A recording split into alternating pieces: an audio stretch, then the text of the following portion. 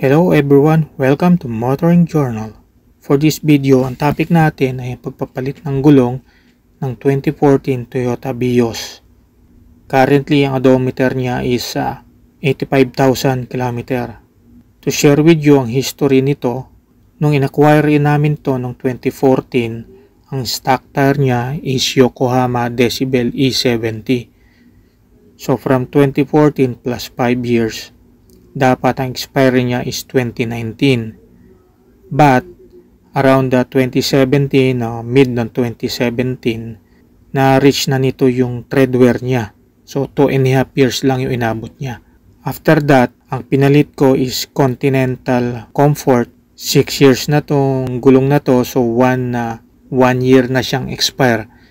Pero actually, around 7 to 8 years na, kasi nung in-install to, ang kanyang year of manufacture is 2015 pa. So 2 years old na bago pa man-install. So itong video na to na pagpapalit ng gulong ay magiging second replacement niya in a set of 4. As I said, 2 years old na ito nung in-install itong Continental Comfort. So I don't care much since yung stock is 2.5 years lang ang inabot. That gives me na idea na there could be a chance na itong gulong na to ay hindi rin aabot ng kanya ng 5 years. So I still have 3 more years para gamitin siya. Pero nag more than 5 years pa rin siya other than dun sa 2 years na expire na siya bago pa man kabit. This time, I'm planning to bumalik ulit sa Yokohama na brand kasi quiet siya. Kaya lang, hindi na siya available sa market. Ang equivalent na niya o pumalit na sa kanya na model is yung Blue Earth. Pero doubt pa rin ako, 2 years lang din or 2.5 years lang din ang abutin niya. Yun, nag-look ako for other alternative. Nag-search ako sa internet ng mga tire review. Nagtanong na rin ako sa mga other Vios owners. So nagkaroon ako ng shortlist for several tire brand, but in the end, ang naging final choice ko ay itong Michelin Energy na XM2 Plus. Nag-canvas ako sa mga tire supply near me and until such time na makapili na ako ng good deal. So syempre, ang pipiliin natin yung pinakamura at pinaka-practical na presyo doon sa napili kong shop or store. Ang manufacture date niya is 0823. So it means 8 weeks, ika-8 weeks siya ng 2023, which is last week of February or early first week ng March. So this month is June, mga 5 months old pa lang siya. Yung presyo nga pala niya guys, kasama na yung pipe replacement o yung P2 ba yun, pati wheel balancing. So I head out, nag-check out ko na yung tire. Nagulat nga yung mga katabi kong shopper sa cashier kasi instead na mga grocery yung laman ng cart, 4 na gulong ang laman niya. So ayun, I head to their tire replacement section. Di naman ako nainip, pinanood ko sila habang nagpapalit. Sumabot din ng 30 minutes siguro or 1 hour na matagal yung replacement duration period niya.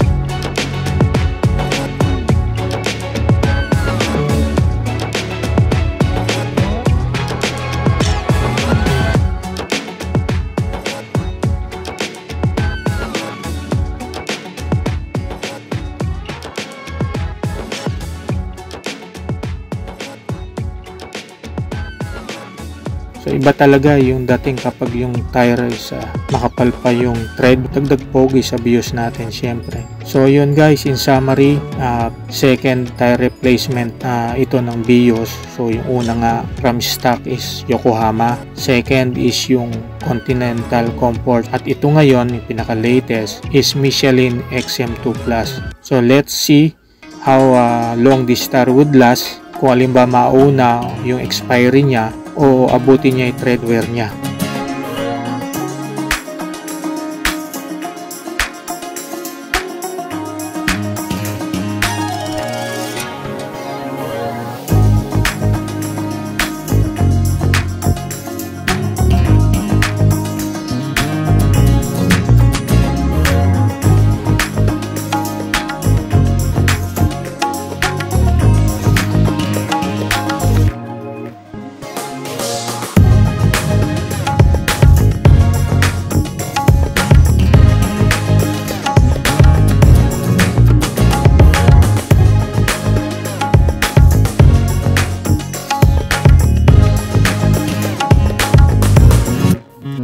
Salamat sa time nyo guys. Sana bisitahin nyo rin ang channel ko para sa iba pang mga videos. Ingat, God bless, and happy driving!